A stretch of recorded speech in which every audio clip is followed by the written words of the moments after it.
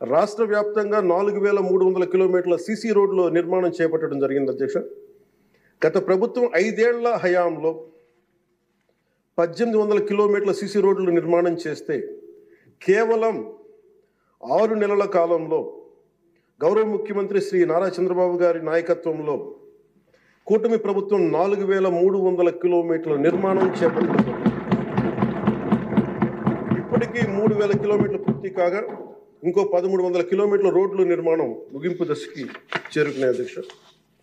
ఇవే కాకుండా పాడి రైతుల ఆదాయాన్ని పెంచేలా పాడి పశువులకి రక్షణ కల్పించే ఉద్దేశంతో రాష్ట్ర వ్యాప్తంగా 22,500 గోకులాలని నిర్మాణం చేపట్టడం జరిగింది అధ్యక్ష.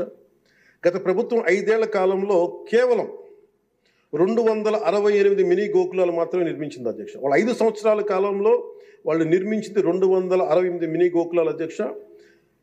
ఎన్డీఏ ప్రభుత్వం నారా చంద్రబాబు గారి నాయకత్వం వచ్చింది 22,500 గోకులాలు మేము నిర్మాణం చేపట్టడం.